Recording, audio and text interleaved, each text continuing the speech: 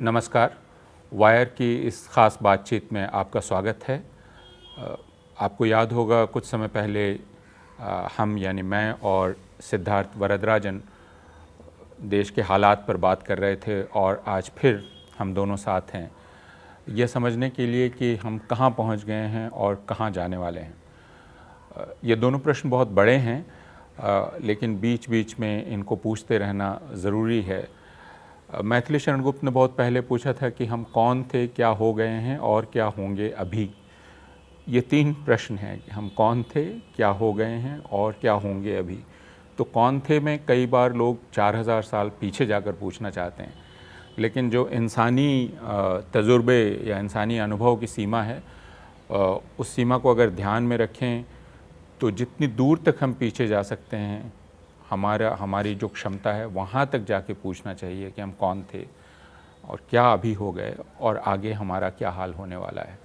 तो 20 वर्ष पहले हम कौन थे, 40 वर्ष पहले हम कौन थे, 70 वर्ष पहले हम कौन थे, अभी क्या हो गए हैं और जितनी दूर हमारी निगाह जाती है क्या लग रहा है हम कहाँ पहुँचने वाले हैं। तो सिद्धार्थ और हम दोनों इस उधेड़बुन में आपको शामिल करना चाहते हैं। सिद्धार्थ, फरवरी का महीना है। एक साल पहले आज 19 फरवरी है। आज से 5 दिन बाद दिल्ली में हिंसा भड़कने वाली थी। उसकी तैयारी बहुत पहले से हो रही थी। भड़काऊ भाषण दिए जा रहे थे। लोगों को कहा जा रहा था कि जो शाहीन बाग में CAA का विरोध कर रहे हैं वे दरअसल आतंकवादी हैं, दहशतगर्द हैं, बलात्कारी हैं और वे आपके घर में घुसकर बलात्कार कर सकते हैं। मुझे याद आता है कि यह बात भारतीय जनता पार्टी के एक सांसद ने कही थी और भारतीय जनता पार्टी के एक बड़े नेता जो केंद्रीय मंत्री हैं, उन्होंने बाकायदा उन्हें गद्दार कह के गोली मारने के लिए अपने लोगों को उकसाया था। और देश के गृह मंत्री ने कहा था कि करंट इतनी ज़ोर का देना है EVM पर बटन दबाकर कि शाहीन बाग के लोगों को झटका महसूस हो। यह सब सीधे हिंसा का उकसावा था। और 24 फरवरी को हिंसा भड़की।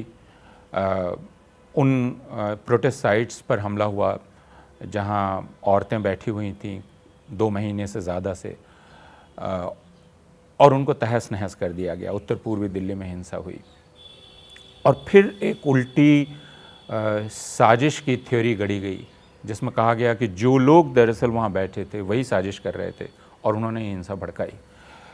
ठीक वही चीज़ तकरीबन 1 साल के बाद दोहराई जा रही है। दिल्ली की सरहदों पर किसान बैठे हुए हैं और पिछले जब से वे बैठे हैं तब से उसी प्रकार के भड़काऊ भाषण दिए जा रहे हैं कि ये जो बैठे हैं ये देश विरोधी हैं, आतंकवादी हैं, खालिस्तानी हैं।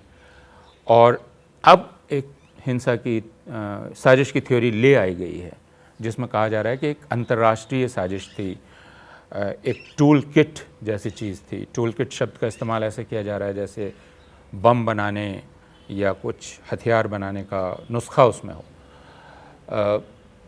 तो ये जो बार बार साजिश की थ्योरी लौटती है, भीमा कोरेगांव, फिर पिछले साल और अब ये अंतर्राष्ट्रीय साजिश भारत के विरुद्ध, भारत की छवि को ख़राब करने की, और उसके बहाने जो जनता का रोष है या आंदोलन है उसको दबाने की कोशिश की जाती है। इसके बारे में आप क्या समझते हैं? मैं समझता हूँ अपूर्व जी की अगर हम पिछले 3-4 साल की बात करें, आपने भीमा कोरेगांव का जिक्र किया, आपने पिछले साल या 2019 दिसंबर से लेके जो सिटीजनशिप कानून के ख़िलाफ़ जो आंदोलन चला और अब किसानों का आंदोलन है, तो ये मैं समझता हूँ कि 3 ऐतिहासिक आंदोलन। पहला वाला आंदोलन जहाँ पे लंबे अरसे से चलता हुआ, आप उसको एक एंटी कास्ट आंदोलन कह सकते हैं, दलितों का एक संगठनात्मक एक्सप्रेशन जहाँ पे हिंदुस्तान के हर कोने में अपने लेवल पे दलित एक्टिविस्ट्स कास्ट सिस्टम के ख़िलाफ़ और कास्ट से जुड़ी हुई तमाम जो ऑपरेशन है उसके ख़िलाफ़ अपनी आवाज़ उठाने की कोशिश कर रहे थे। तो वो एक आंदोलन था। और फिर सिटीज़नशिप अमेंडमेंट एक्ट के ख़िलाफ़ जो आंदोलन छिड़ा, हालांकि विरोध एक कानून का किया जा रहा था, लेकिन उस कानून से जुड़ा हुआ जो एक सियासत, एक पॉलिटिक्स बीजेपी ने पिछले 5-6 साल से हिंदुस्तान में चलाया है, जहाँ पे एक फ़िरका परस्त या कम्युनल एजेंडा को इम्प्लीमेंट करने की कोशिश की गई, उसके ख़िलाफ़ हिंदुस्तान के लोगों ने, और ख़ास तौर पे जो अफेक्टेड लोग थे, मुसलमान जो हमारे नागरिक हैं, उन्होंने अपनी आवाज़ उठाई और एक बहुत कॉन्स्टिट्यूशनल पीसफुल तरीके से उस कानून की मुखालफत की। तो वो एक ऐतिहासिक आंदोलन था। और अब पीसफुल तरीके से जो किसान मूवमेंट है, जो फार्मर्स प्रोटेस्ट है, इन कानूनों के ख़िलाफ़ जो उनकी नज़रों में फार्मिंग एग्रीकल्चरल एक्टिविटी को बड़े सरमायादारों के हाथ सौंपने वाले कानून हैं ये, तो इसके ख़िलाफ़ जो है किसानों का आंदोलन, ये भी एक ऐतिहासिक आंदोलन है। इसकी पहचान न सिर्फ हिंदुस्तान में हम लोग कर रहे हैं, बल्कि सारी दुनिया में लोग कह रहे हैं कि इतना बड़ा, इतना विशाल आंदोलन। तो इन 3 आंदोलनों के मुकाबले जो सरकार का जो, या इसके ख़िलाफ़ जो सरकार का जो एटीट्यूड रहा है, वो एक है कि किसी न किसी तरीके से इनको क्रिमिनलाइज़ किया जाए। और पहले भी ये किया जा चुका है, जब भी लोगों ने अपनी आवाज़ें उठाई हैं, तो 60s के दशक में, 70s के दशक में सरकार का हमेशा रुख रहा है कि भाई आपकी मांगें जायज़ नहीं हैं, और उस पर दमन, अत्याचार, तमाम चीज़ें लगाने की कोशिश की गई। लेकिन जिस सिलसिलेवार तरीके से एक गेम प्लान को इम्प्लीमेंट किया जा रहा है, जहाँ पे न सिर्फ दमन, न सिर्फ प्रोपेगेंडा, लेकिन आप एक कानूनी उलझन में इन लोगों को फंसाने की कोशिश कर रहे हैं, ये कह के कि एक देश को तोड़ने वाली साजिश, प्रधानमंत्री को मार डालने की साजिश, जैसे भीमा कोरेगांव के बारे में शुरू में ये लोग कह रहे थे। अब उसका जिक्र नहीं होता है क्योंकि उनको पता है कि इसका कोई सबूत नहीं है इनके पास। लेकिन और CAA को लेके जो लोग हिंसा के शिकार हुए, 53 लोग मारे गए थे दिल्ली में, और करोड़ों की संपत्ति जो है वो तहस नहस हो गई, प्लेसेस ऑफ वर्शिप को डिस्ट्रॉय किया गया। और आप पुलिस का फिगर देख लीजिए कि अधिकांश जो विक्टिम्स हैं, एक टारगेटेड तरीके से मुसलमानों को निशाना बनाया गया। लेकिन पुलिस की थियरी है कि मुसलमान एक्टिविस्ट ने खुद इस वायलेंस को एक कॉन्स्पिरेसी के चलते अंजाम दिया। और अब किसानों के बारे में कहा जा रहा है कि ये देश को तोड़ने वाली साजिश है, अलगाववादी साजिश है, और इसमें न सिर्फ एंटी इंडिया एलिमेंट्स जो हिंदुस्तान में बसे हुए हैं उनका रोल है, बल्कि एक अंतर्राष्ट्रीय स्तर पे साजिश है, जिसमें जो लोग सॉलिडारिटी एक्शन कर रहे हैं उनको फंसाने की कोशिश की जा रही। तो मैं समझता हूँ कि ये जो एक टैक्टिक है स्टेट का, आप हमला कर रहे हैं आंदोलनकारियों पे, ये समझ आता है, और साफ तौर पे उनके आंदोलन को आप ख़त्म करने की कोशिश कर रहे हैं। लेकिन साथ साथ जो मैं समझता हूँ एक नया और बहुत डेंजरस टैक्टिक है, वो ये कि आप सॉलिडारिटी एक्शन को भी क्रिमिनलाइज करने की कोशिश कर रहे हैं कि भाई चलिए किसान सड़क पर उतर आया है, लेकिन आप नहीं चाहते कि हिंदुस्तान की महिलाएं, हिंदुस्तान के छात्र, हिंदुस्तान के मज़दूर, हिंदुस्तान के जो मछुआरे हैं, या और भी मतलब जिनका एक सीधा नाता नहीं है किसानी आंदोलन से, आप नहीं चाहते कि वो अपनी आवाज़ उठाएं। आप नहीं चाहते कि वो भी अपने एक्शंस करें फार्मर्स के समर्थन में। आप नहीं चाहते कि अंतर्राष्ट्रीय स्तर पे जहाँ पे हिंदुस्तान के बाशिंदे हैं वो अपनी आवाज़ उठाएं। तो उस एक्ट ऑफ सॉलिडारिटी को इलीगल ठहराने के लिए, क्रिमिनलाइज करने के लिए आपने ये टूल किट का भरपूर फ़ायदा उठाया। उस टूल किट पे तो कुछ है नहीं, उस पर हम लोग बात भी कर सकते हैं। आज तक पुलिस ये कह नहीं पाया कि एक भी सेंटेंस उस टूल किट में किसी कानून को तोड़ता है या कोई इलीगल एक्ट को प्रमोट करता है। लेकिन टूल किट का जिक्र ऐसे किया जा रहा है जैसे कोई बहुत ख़तरनाक दस्तावेज़ है, देश को तोड़ने वाली साजिश का एक बुनियाद है। तो सीधे तौर पे मेरा अपना मानना है कि आने वाले दिनों में सरकार ये भय डालना चाहती है लोगों पे कि आंदोलन चाहे जो भी हो, लोगों की मांगे चाहे जितनी जायज़ हो, लेकिन आप अगर अपनी आवाज़ उनके साथ में, उनके समर्थन में उठाएंगे, अगर आप ट्वीट करेंगे, अगर आप फेसबुक पे कुछ लिखेंगे, अगर आप किसी चीज़ को लाइक भी करेंगे, तो पुलिस आपके पीछे आ सकती है कि आपको एक षड्यंत्र का हिस्सा बनाया जाएगा। इसलिए अगर आप छात्र हैं, आप पढ़ाई कीजिए, आप इस आंदोलन में शामिल मत होइए। और अगर आप वकील हैं, अगर आप एनवायरमेंटल एक्टिविस्ट हैं जैसे दिशा रवि हैं, आप अपने आप को ख़तरे में डाल रहे हैं अगर आप इन लोगों के मुद्दों को आगे बढ़ाने की कोशिश करेंगे। ये मैं समझता हूँ कि एक हिंदुस्तान की डेमोक्रेसी के लिए और जो एक सिविल सोसाइटी है उसके लिए बहुत बड़ा ये एक ख़तरनाक टैक्टिक सरकार ने, स्टेट ने अपनाया है।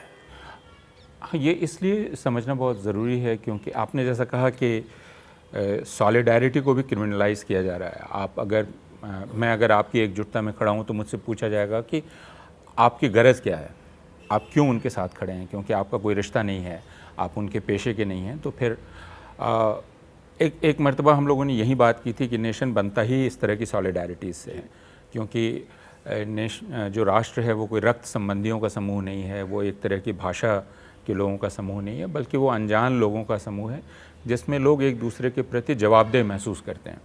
तो अगर आपको कोई तकलीफ़ हो तो मैं आपके करीब खड़ा हूँ, यही नेशन है और कुछ नहीं है।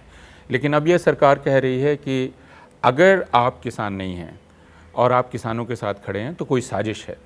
आप क्यों खड़े हैं, इरादा आपका कुछ और है। छात्रों को मना किया जा रहा है या बाकी लोगों को मना किया जा रहा है। टूल किट की बात आपने की, हालांकि उसकी बात पिछले 10 दिनों में 15 दिनों में काफ़ी हो चुकी है, फिर भी इसमें स्पष्ट करना बहुत ज़रूरी है कि टूल किट शब्द से कुछ बहुत ख़तरनाक संदेश देने की कोशिश की जा रही है। ये गाड़ियों में अक्सर रहता है या दूसरी जगह जिसमें आप औजार रखते हैं। अगर आपकी गाड़ी पंक्चर हो गई या कुछ और हो गया तो आपके पास औजार हैं।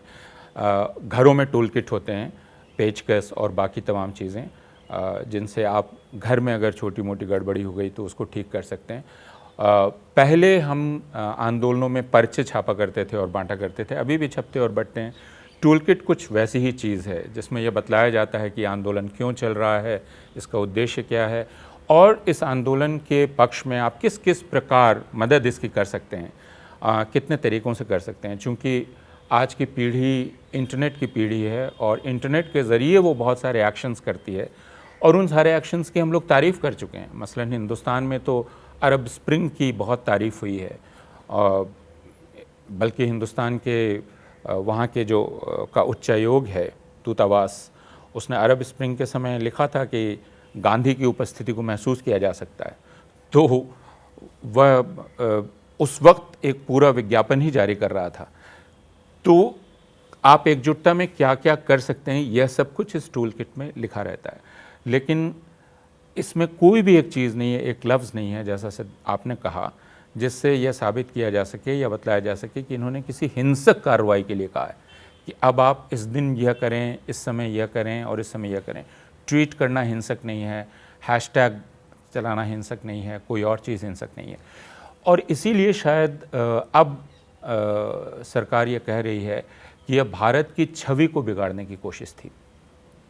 इसमें जो दूसरी चिंताजनक बात है सिद्धार्थ, और उस पर हमें बात ज़रूर करनी चाहिए कि पुलिस जितनी सक्रियता से और जितनी दृढ़ता से साजिश की इस थ्योरी को इस्टेब्लिश कर रही है, जितना प्रोएक्टिवली वो स्टेटमेंट देती है, बल्कि पिछली बार भी जो हमने चार्जशीट्स देखी पुलिस की एंटी-सीए आंदोलन के दौरान, तो पुलिस अब आइडियोलॉजिकल स्टेटमेंट दे रही है।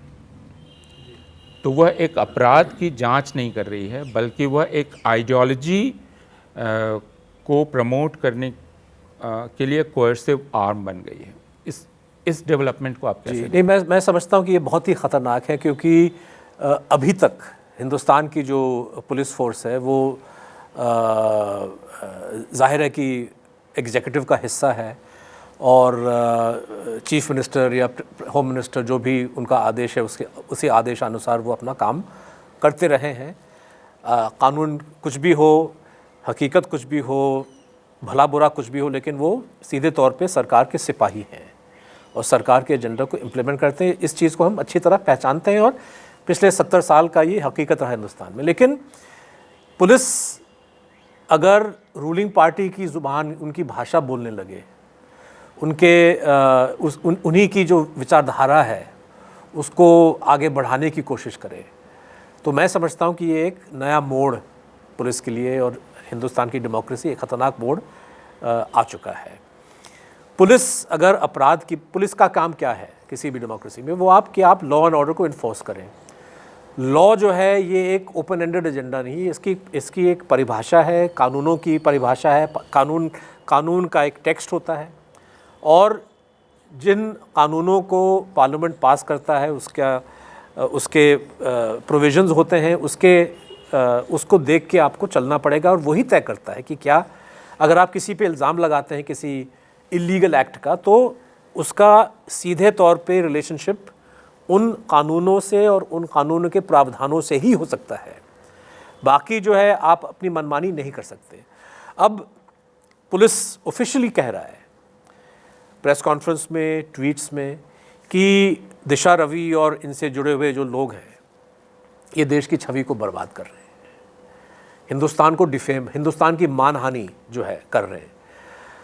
लेकिन वो हमको बता नहीं पा रहे हैं कि इंडियन पीनल कोड या किसी और कानून के तहत, मतलब कौन सा ऐसा कानून है जहाँ पे लिखा गया हो कि देश की छवि को बिगाड़ना, सबसे पहले देश की छवि को बिगाड़ना, इसकी परिभाषा, इसका डेफिनेशन क्या है कानूनी ढंग से। ये नहीं कि आपको लगा कि मतलब मैं कह सकता हूँ कि अगर कोई हिंदू मुस्लिम पॉलिटिक्स कर रहा है, अगर वो किसी जैसे कोविड के टाइम में उत्तर प्रदेश के कुछ एमएलएज ने मुसलमानों के बहिष्कार का कॉल किया कि आप उससे देश की छवि बिगड़ी, उनसे फल और उनसे सौदा मत खरीदिए, तो मुझे लगता है कि ये देश की छवि तो ख़राब होती है, और ये मेरा अपना विचार है। लेकिन अगर मैं प्रोसिक्यूट करने की बात करूं कि उनको मतलब देश की छवि को बिगाड़ने के क्राइम पे उनको गिरफ्तार किया जाए, तो ज़ाहिर है कोई भी पुलिस फोर्स मेरी बात नहीं मानेगी। तो ये बड़ा अजीबोगरीब एलिगेशन है। और जहाँ पे कानून का कोई डेफिनेशन है, जैसे सेडिशन ले लीजिए, जहाँ पे 60s के दशक से आज तक सुप्रीम कोर्ट के अलग अलग फैसलों के मुताबिक राजद्रोह का जो इल्ज़ाम है वो सीधे तौर पे हिंसा से जुड़ा हुआ होना चाहिए। अगर हिंसा नहीं है, या अगर आप ये साबित नहीं कर सकते कि एक शख्स हिंसा में शामिल है या हिंसा को भड़काने का एक सीधा जो है उनका रिश्ता हो, आप ये नहीं कह सकते कि भाई अपूर्व ने किताब छापी पिछले साल और इस साल जो है यहाँ पे वायलेंस हुआ, तो इसलिए मैं इनको सेडिशन के क्राइम में गिरफ्तार कर रहा हूँ। डायरेक्ट नेक्सस होना चाहिए। यहाँ तक कि सुप्रीम कोर्ट का फेमस जजमेंट 1995 का शायद था, जहाँ पे मेरे ख्याल में बलबीर सिंह, या नाम भूल रहा हूँ उनका, एक पब्लिक सर्वेंट थे जहाँ पे जिसने पंजाब के किसी मार्केट में खालिस्तान जिंदाबाद का स्लोगन दिया, नारा लगाया उन्होंने, और पुलिस ने सेडिशन केस लगाया उन पर, और वो अक्विट हो गए। सुप्रीम कोर्ट ने कहा कि सिर्फ और सिर्फ एक नारेबाजी से या एक नारा वहाँ पे बाज़ार में आपने सुना दिया, उससे राजद्रोह का मुकदमा नहीं बनता। हिंसा से इसका ताल्लुक़ होना चाहिए, जो पुलिस जो है साबित तो कर ही नहीं चुकी है, लेकिन कहीं पे भी उनके इल्ज़ाम में वो एक डायरेक्ट नेक्सस साबित एलेज भी नहीं कर रहे।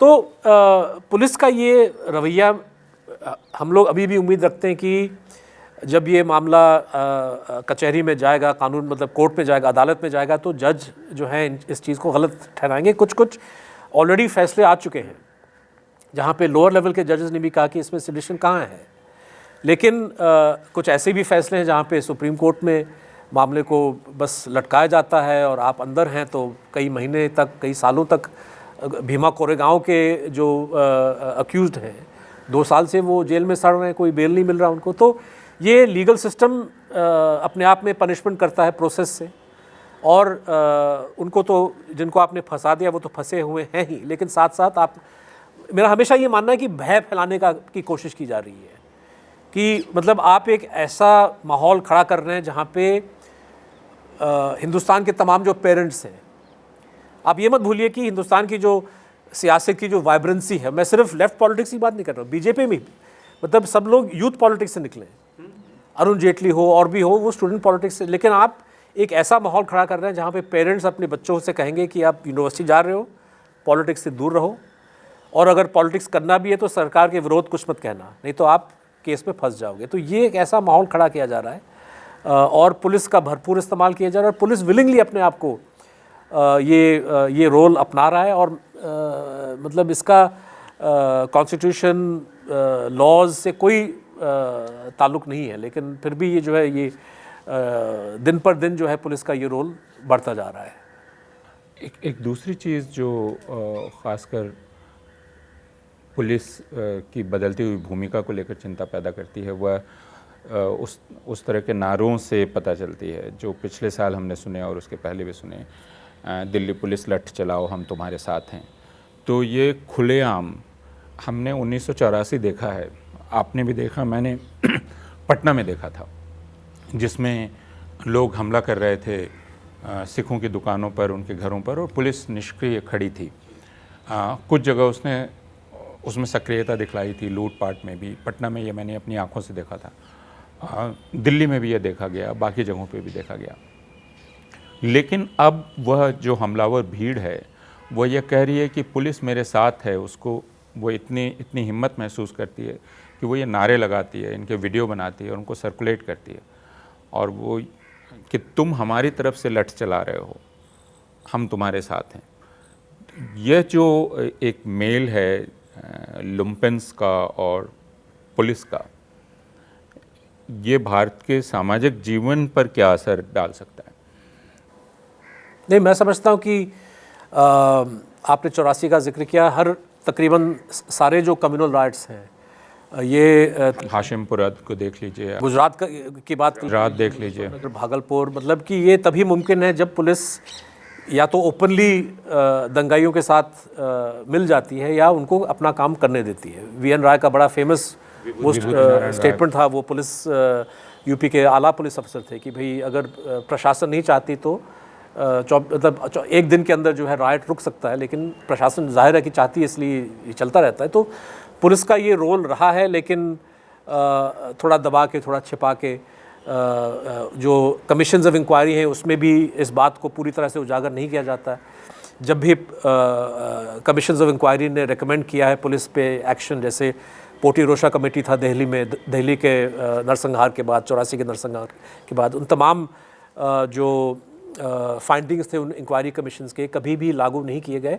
और हम सिर्फ एक या दो सरकार की बात नहीं कर रहे हैं, कोई भी सरकार हो, मतलब एक रूलिंग पार्टी कोई भी हो, लेकिन किसी ने नहीं चाहा कि पुलिस सिस्टम को आप बदल दें और एक अकाउंटेबिलिटी का सिस्टम जारी करें, जहाँ पे ऐसे ऑफिसर्स को, ऐसे पुलिसकर्मियों को सज़ा पहुँचा दिया जाए जहाँ पे वो हिंसा में सीधे तौर पे या तो शामिल हैं या हिंसा को होने देते हैं। तो ये एक प्रॉब्लम रहा है लंबे अरसे से। लेकिन जो नया जो आप कह रहे हैं कि लुम्पेंस का, मतलब ओपनली, जैसे सिंघू का जो फुटेज या गाज़ीपुर बॉर्डर पे जो फुटेज हमने देखा कि ये जो राइटर्स हैं जो अपने आप को लोकल्स बताते हैं, इसका हमने वायर में एक्सपोज किया है और भी मीडिया में आ चुका है कि ये लोग दरअसल हिंदुत्व संगठनों से जुड़े हुए लोग हैं, कहीं लोकल लोग तो हैं नहीं। वही लोग सिंघू बॉर्डर पे एज लोकल्स हैं, वही लोग मौजपुर में दंगा कर रहे थे, वही लोग जाफराबाद मौजपुर पे, वही लोग जंतर मंतर पे जो हिंदुत्व संगठन के जो प्रदर्शन है उसमें शामिल होते हैं। तो और वो तंबू तोड़ रहे हैं, लोगों पे अटैक कर रहे हैं, और पुलिस जो है वो देख रही है। पुलिस वाले भी जख्मी हो रहे हैं। ये मत भूलिएगा अपूर्व जी की दिल्ली के हिंसा में जो 53 लोग मारे गए, एक पुलिसकर्मी मारा गया। और अगर दिल्ली की पुलिस फोर्स इस वायलेंस को और इस साजिश को संजीदगी से नहीं ले रहा है, अगर वो जानबूझ के एक गलत दिशा में जा रहा है, मतलब हमारे पास, और ये हमारे पास नहीं, पब्लिक डोमेन में दिसंबर से अलग अलग भाषण, अलग अलग तकरीरें, अलग अलग स्टेटमेंट्स हैं हिंदुत्व एक्सट्रीमिस्ट के, जहाँ पे वो कह रहे हैं कि हम ये हिंसा करने वाले हैं। आप उनको इन्वेस्टिगेट नहीं कर रहे, आप उनको गिरफ्तार नहीं कर रहे, कोई कार्रवाई नहीं की जा रही है। रागनी तिवारी जैसे एक एक्सट्रीमिस्ट लेडी हैं जो मौजपुर में भी इन्वॉल्व हैं, और वो ओपनली कह रही है कि मौजपुर पे जो किया हम सिंघू पे भी करेंगे अगर उनको हटाया नहीं गया। तो आप इन चीज़ों को इग्नोर कर रहे हैं। तो कहीं ना कहीं पुलिस वालों को भी सोचना चाहिए कि भाई आखिरकार हमला आप पे भी होगा, आपके भी लोग ज़ख्मी हो रहे हैं, आपके भी लोग भी मर रहे हैं। इसके बावजूद भी अगर पुलिस फोर्स प्रोफेशनली अपना काम नहीं ले रहा है, तो आप समझ सकते हैं कि कितना जो है वो रॉट जो कहते हैं, मतलब कितना सड़ चुका है ये सिस्टम। और मतलब कुछ सीनियर रिटायर्ड आईपीएस ऑफिसर्स हैं, वो ये बात उठाते रहते हैं। हम लोगों ने अजय राज शर्मा से इंटरव्यू किया था, पिछले साल उन्होंने कहा कि कपिल मिश्रा का वो तकरीर मौजपुर पे फरवरी 23 की हम बात कर रहे हैं, जिसके बाद हिंसा भड़क उठी। वो अपनी तकरीर दे रहे हैं भीड़ में, उनके बगल में जो है सीनियर पुलिस ऑफिसर खड़े हैं और कोई कार्रवाई नहीं की जा रही। अजय राज शर्मा जी का कहना था कि अगर वो वहाँ पे होते तो नॉट ओनली कपिल मिश्रा को फौरी तौर पर अरेस्ट करते, लेकिन वो को भी सस्पेंड कर देते कि आप एक्शन क्यों नहीं ले रहे। बल्कि पुलिस ने तो ये कहा कि दरअसल वो हमसे अपील करने आए थे, जिन नेता का आप नाम ले रहे हैं, कि वो दरअसल कोई भड़का नहीं रहे थे लोगों को, और अपनी पूछताछ में बहुत इज्जत के साथ उनको बुलाया गया और उनसे राय मशविरा किया गया। और दिल्ली पुलिस का ये कहना था कि वो दरअसल शांति की अपील कर रहे थे, वो हटाने की अपील कर रहे थे, वो कोई हिंसा नहीं भड़का रहे थे। तो ये खासी चिंता का विषय है कि भारत में इस बात को लेकर कोई फिक्र नहीं है कि इस तरह के जो सामूहिक हिंसा की घटनाएं होती हैं उनका सच हम कभी जानें तो हमें कभी भी पता नहीं चलता कि अपराधी कौन है। और अगर ये पुलिस पे कोई टिप्पणी नहीं है, सख्त टिप्पणी नहीं है, और पुलिस अगर इसको लेकर कोई इंट्रोस्पेक्शन नहीं करती है कि मुजफ्फरनगर में इतनी बड़ी हिंसा हो गई, किन्होंने की, यह जानने में पुलिस को दिलचस्पी नहीं है। 1984 बीते हुए इतने साल हो गए, 2002 या पिछले साल की हिंसा, तो उस हिंसा के पीछे कौन था, हिंसा किसने की, इसका पता करने की जगह आप ये कह रहे हैं कि जिन लोगों ने आंदोलन किया वो भारत की छवि खराब कर रहे थे। तो हम कभी भी अपराध की जांच कर ही नहीं पाएंगे, क्योंकि हम एक अपराध की कल्पना करेंगे, उसको गढ़ेंगे और उसके पीछे पड़ जाएंगे और अपराध को छिपा देंगे। अंत में लेकिन मैं ये जानना चाहता हूँ, जो ज़्यादा परेशानी की बात है वो ये है कि बहुत सारे लोगों का अब यह ख्याल है कि हम लोग जो बातचीत कर रहे हैं वो बेकार है, क्योंकि लोगों को दरअसल ये मालूम है कि झूठ कहा जा रहा है, झूठ बोला जा रहा है, और उनको इससे एतराज़ नहीं है। वो ये कहते हैं कि अब ऐसे ही चलेगा, हम ऐसे ही करेंगे, हम झूठ बोलेंगे, हमारे नेता झूठ बोलेंगे, हमारी पुलिस झूठ बोलेगी, हमको इससे कोई दिक्कत नहीं है। यह कहने वाले अब ज़्यादा से ज़्यादा लोग दिखलाई पड़ते हैं। यह जो डेवलपमेंट है ये किस तरह के सामाजिक मनोविज्ञान की तरफ इशारा करता है, और क्या इससे हम जनतंत्र रह भी पाएंगे? मैं इतना निराश नहीं हूँ।